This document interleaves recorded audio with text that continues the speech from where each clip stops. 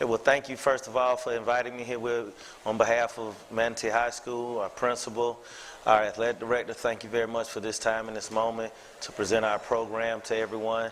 On behalf of our student athletes and of course our community, our great community of West Bradenton, we're just excited about being here. We're excited about this new school year, new team. For me, I'm excited about really being able to truly have a true full, really just second year into the program. This is my third year there, but really my first year was kind of just, you know, I came in the summer and just like, hey, let's go. So it really last year was kind of really, to me, it was really our first year of development with our kids as far as in the off-season program and the summer program. And I think it showed with our improved play than from the year before, especially how we finished off the season. You know, by going and traveling over and winning the playoff game on the road, then having, you know, having to play Sarasota Riverview, another road game, but really wasn't a road, it wasn't too far we had to go. But having to play in two hostile environments back to back, and then really having a chance to win in the fourth quarter, really having to win with playing 11 freshmen and sophomores on last year's team that started. I think that was just a credit to our young men, to their success and how hard they really worked throughout last season, and really leading us to a great off season and really getting us back to where we really need to be at Manatee High School. It was our first playoff win in 4 years. Of course, we had been in the playoffs, but the first playoff win.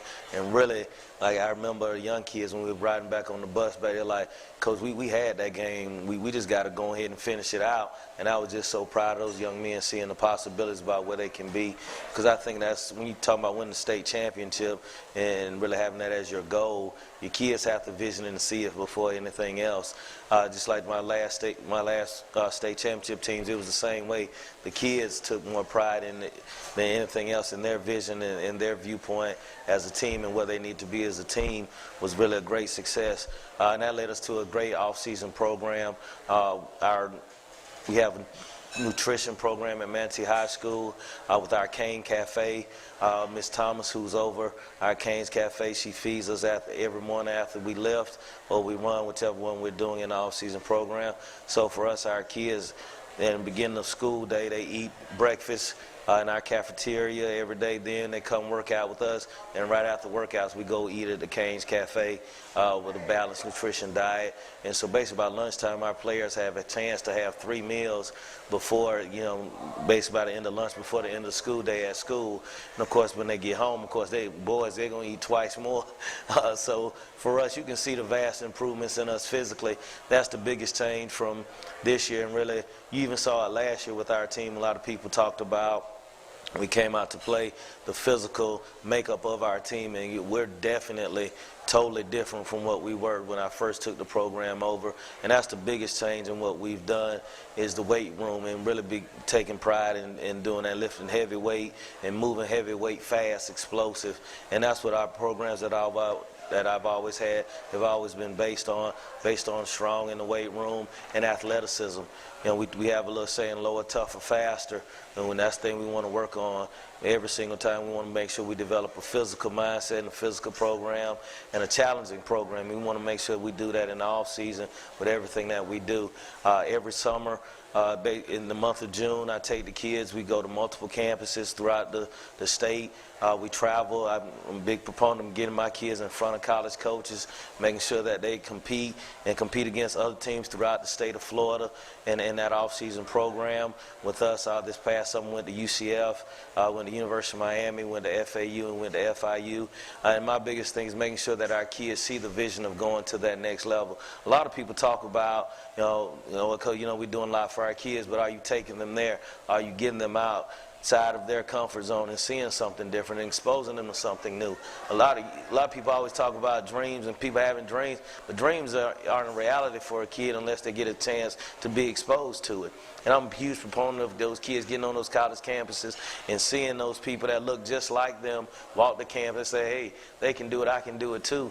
And for us, you know, it also gets a great chance for us to expose our young men to, like I said, not only to college campuses, but also to multiple college coaches, because as we all know, A lot of the 1AAs and Division II programs, they travel to and they work those camps at those larger universities because that's a chance for them because they don't have the same recruiting budgets as those larger schools. So it's a great chance for us and our kids to be exposed to a lot of different colleges. Like we went to the University of Miami, it was 8 different colleges there. Utah was there looking at players. So our got a chance to be greatly exposed to a lot of exposure, not only what they're doing on the field, but to that university, but other universities also. And I think it's just always good to give kids that sense of travel, that sense of exposure, seeing something new, seeing something different. And so for us, that's what our summer start off with consists of. We had a great time. We had great games in the weight room. Our numbers are just phenomenal. We have a Cat 5 test that we do that I've done every place that I went based off the numbers, and usually when we have a certain amount of numbers that basically depend, that shows us the success we'll have. So the numbers that we have this summer mirror some of the very special teams I've had before in the past. And so, and one thing about it, numbers don't lie. A lot of people talk about what they want to succeed at. You got to have those base numbers that prove it. And so for us, that's where we're moving towards. And academically, our kids are doing great in the classroom and moving forward. Of course, this past season, we're going to have to replace I kind of misdo everything Keon Fordham. For us, he was an electric, dynamic player. For us, but like I said, we started 11 freshmen and sophomores last year, so basically half of our starters are back. On top of the juniors that coming up, we have Axel Leprov, who's an explosive kicker for us. We have our starting punter back too, Nick Bigelow, who also has an explosive leg in the punting game, so we're very excited about that. We have in the kicking game coming back. We have an exciting young quarterback. We have a couple, actually 2 young exciting kids that we're very excited about. They're very athletic, very smart kids that can expose to a lot of people to a lot of different things. But of course, you know, our experience and our power is really going to come from up front, our front 7 on both sides of the ball. We have 3 starters coming back on the offensive line that's been starting for basically going in their 3rd year starting now. We have, of course, Mr. Aaron Jackson, who's been a starter since a freshman also. We have Tyreek Allen, who's been started as a freshman last year, coming back too.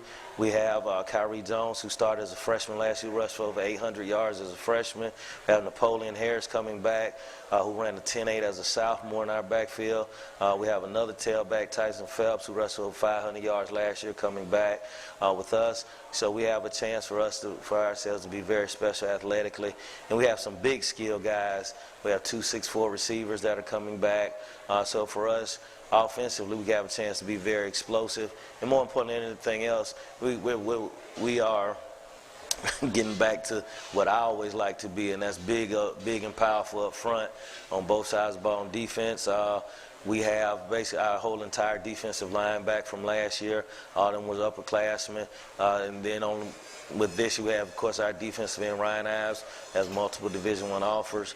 He's back. He's the only senior that's up there on the defense line. The rest of them are going to be basically their 2nd, 3rd year starting with us. The linebackers, 3 out of the 4 starters are back. Of course, we're going to be missing Brandon Shannon, who was a phenomenal player for us. Was our do everything on defense. Was just an exciting player. Was really our leader on defense. But we have to replace him on our edge spot. But we have a lot coming back. We have a lot. We have 2 our starting safeties coming back. So we have the core, basically our middle of our defense is strong. If you're strong down the middle, you have a very good chance to be a successful football team. Just like in baseball, you know, if you're strong down the middle, you have a chance for success. So for us, we have some very young, talented corners that are coming into play. The most talented kids I've had since I've been there. Elite level ball skill kids. Both of them are, 5'11", 6 feet, so that gives us a chance to be very elite level in the back end. So we're very excited about what we're going to be and where we're leading to this year. Of course, my old friend is back with me, Jacquez Green, and my offense coordinator. He's been my offense coordinator 10 of the years I've been a head coach. So that's the familiarity with me. That great, coming into the program. I really didn't have any assistants come with me during that time period. So finally got 3 of my ex-guys with me now, so the cohesiveness of what we're doing and how we're executing really gives a chance, I think, for us to be at elite level. Of course, we have to go and perform, and it's a good thing to talk about all of this, but we still have to play on Friday night. So however they decide to perform as young men and take us to that entire next level of where our program wants to get back to. Of course, excellence is the standard in our program. And there's no other doubt about that. Excellence has been reached 5 times, and the excellence in our program is state championships, because once excellence has been reached, then that becomes a standard for everything that you do and how you do. So we want to definitely continue to push that, and that is the standard for us, and I'm excited about having an opportunity to lead it, following such great coaches before me in the past. You know, Coach Booth did a phenomenal job, and he was an alumni of Manatee. Coach Canan, of course, did a phenomenal job for years, really made the program elite. He taken over and won the state championship in '83, and then just continually just take it to the stratosphere from there, and at one time being going in the playoffs was actually the #1 ranked team in the country. So that's the thing. That's our goals, and that's where we want to reach. And of course, we want to not only reach those goals, we want to make sure we take our program into the next level and make it better than what it was before, because of the fact that when people build a foundation, they don't build it just to stay at the same level. They want it to go to that next level. We want to make sure we honor and respect all of those coaches, players, and people in the community that have came before us. We want to make sure that in everything that we do, we honor their sacrifice and the things that they've done for our school and continue to show the respect for them. Coach Will Turner, W. Turner Productions. Talk about, I've heard you guys have had some new technology, like player tracking technology. How is that going to help your program as a whole and kind of getting kids better conditioned and a more personalized approach? Actually, what we have is called the player tech system, the catapult system. It's a GPS tracking system, so it allows us to see how fast our kids move, how explosive they move. It also shows us how many calories that they burn throughout a day of practice. Like, take for instance, I was just looking at it this morning from our practice this morning. We had one kid that basically he ran 3.3 miles today at practice, one of our skill guys. And then he had a top speed of 20.1 miles per hour today. So we can see, and it tracks throughout the whole entire practice about where his highs and his lows throughout practice, and it helps us, especially with our alignment, with the impact hits. It does your impact hits. So if the monitor reads the impact, now we know how much impact our kids are having. So we're actually able to tailor our practice with how physical we are with each other, how actually intense our practices are, and so basically to save our kids' legs and basically perform, and basically not only save our kids' legs, but save them from hits and impacts during that time period. And also inside of our helmets, we have the impact system with a monitoring system inside the helmet. So it tells us how many hits they're getting, what area of the helmet they're actually hitting at. So like if our kids getting too much up top, and we show the kids this and show like, hey, you got to change your head position and do those things. And also we get how many hits the kid has gotten for that day in practice. We have a number that's not that's dangerous. You know, we try to peel back on some of the things that kid is doing and what he's executing during that time period. So I'm a huge person I'm a huge person on numbers. People call it analytics now, but I've always been in the numbers and into tracking the different things that help our kids become better and more improved. Actually, we just got the X-Tech shoulder pads, basically that distribute the hits and the padding system, so the vibration actually disperses through the pad so that it saves the kid's shoulders. Because usually what you get in football, the areas of contact that get worn down the most are the shoulders and actually the head, as far as hitting and contacting explosive hits. So we would try to limit those things, and we try to monitor those things as much as possible. Jason Dill, Bradenton Herald. How important is it for the area to get the Manatee Southeast game back on? Oh, I think that's huge. You know, that was the first thing when I first came here. Everybody was like, hey, you know, Manatee and Southeast, they need to be playing. I think, you know, just the traditional rival of those two. I just think it brings out something great in our community. Not only brings out great, but it brings our community together, and that's huge for us. Because high school sports, you know, I'm telling people all the time, I think the two biggest entities inside your community are your churches and your schools. Because that's where people congregate, that's where people come together. And those things have great chance for us to always build field and be positive, those two areas. And I think it's just phenomenal. You know, 'cause they have a phenomenal head coach now, Brett Timmons, who's alumni, you know, who's a two-time state champion, who's a great head coach, who's been a head coach before, has great experience, you know, was a great player at Tulane, you know, phenomenal academic institution. So for us, I think it's just, I think it's something we have to do, actually, you know, to play that game and to keep it involved. Brett Timmons, East Side Observer. Coach Shakir, I just want to know, how can I become a great coach like you? Well, I ask you a lot of things, so I guess talk to yourself, so. Hey, Coach, it's Dennis with HD Preps. What are your areas of concern or positions of concern? What am I, be honest with you, I never go into a season thinking about the things that we don't have, think about the areas that we may be thin at. John McKay had an old quote, you know, the guy who always talks about what he doesn't have never focuses on the things that he does. So for us, we just focus on the positive, focus on our strengths, and we just try to look at that, you know. Of course, any team, you know, is worried about injuries and staying healthy. I think that's just universal. You just try to stay as healthy as possible. But really, I just never focus on what we don't have. I don't focus on, hey, well, within here, ain't nothing about to change. Ain't nobody walking in there going to change it. So now, I don't even waste the time thinking about it.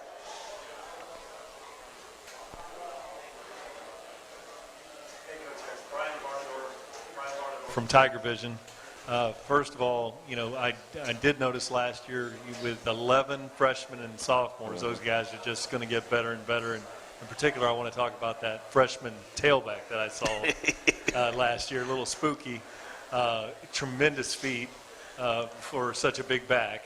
I think you got something really special there, and I'm not familiar with the personnel that you have, but, you know, a gentleman that made my life very good for about 4 years is Quez Green.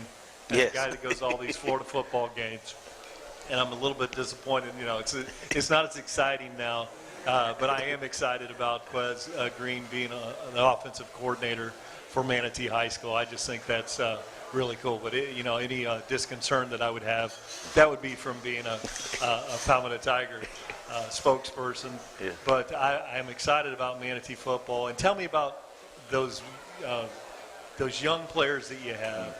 Young players generally just continue to get better, and you had so many of them playing so early. And specifically, I wanted for you to talk to us about your backfield. Well, yes, of course. Like I said, when I first got there, I wasn't as many players as we would have liked in the program as far as numbers are concerned. And so when I first got there, I've just always been a proponent of, hey, just play the best that you have if they're mentally and physically ready. Like I said, we've been very blessed the last 2 years with the level of physical maturity that these kids have come into our program with. Because it's one thing if they're talented, but if they aren't physically mature enough to really handle that situation, then it's going to be hard for them to be successful. And that's the thing I always err on the side of caution with those guys is, yeah, they may be young, they may be talented, but are they mentally and physically ready? And those kids have just been really very mature, and it's the first time I've had this many kids ever play this young, because of the fact that I never needed it. I had the programs I was at before, we had a lot of older kids, so for us, that's the reason why they were able to play and able to be successful, because they were mature mentally first to be able to handle those things. But yeah, our backfield, we have 4 very talented running backs, and they're going to play different places, and they can do a lot of different things. Like I say, you're talking about Kyrie Jones. Kyrie's probably about 5'8", you know, he's about 225 pounds, very explosive. One of my good friends called him, he saw us play, he's like, man, that look like Maurice Jones-Drew out there, you know, he's just like a little pocket rocket, he just compact and ready. Of course, we have Napoleon Harris coming back.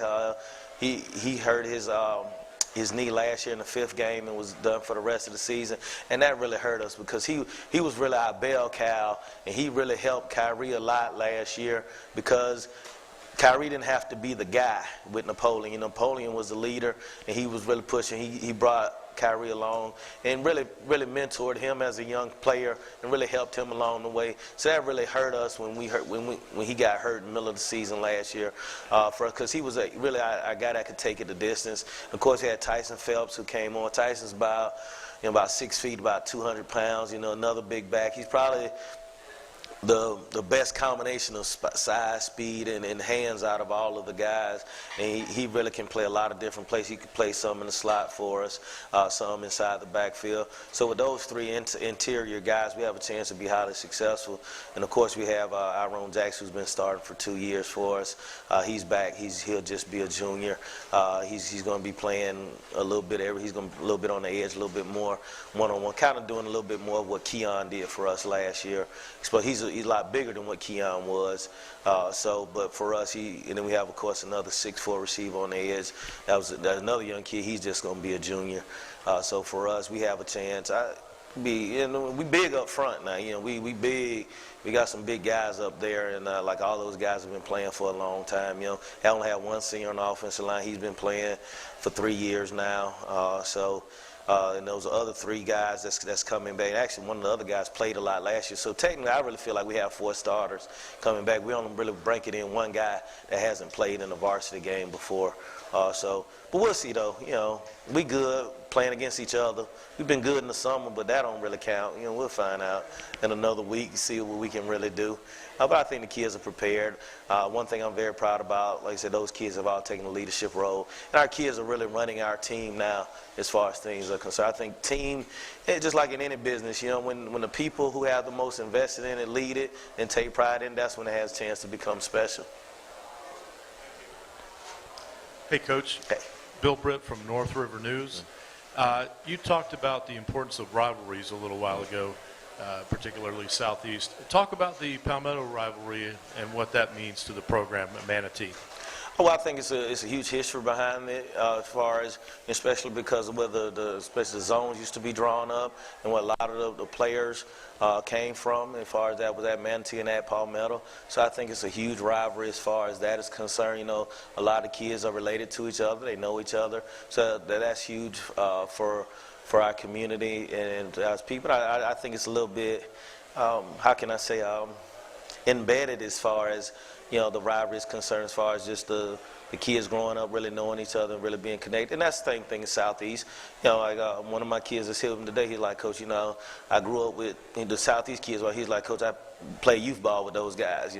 I just think I think that's what really high school sports is all about. That connectiveness, that chance and opportunity to play against other people. Where I'm from, it's kind of the same way, so a lot like Bradenton, Tallahassee was when I was growing up. We had 4 high schools and everybody knew everybody. You played against each other growing up, and you tried to, you was cool after the game, but during the game, you trying to take each other's head off. So, because most people played the same part, one of the teams together.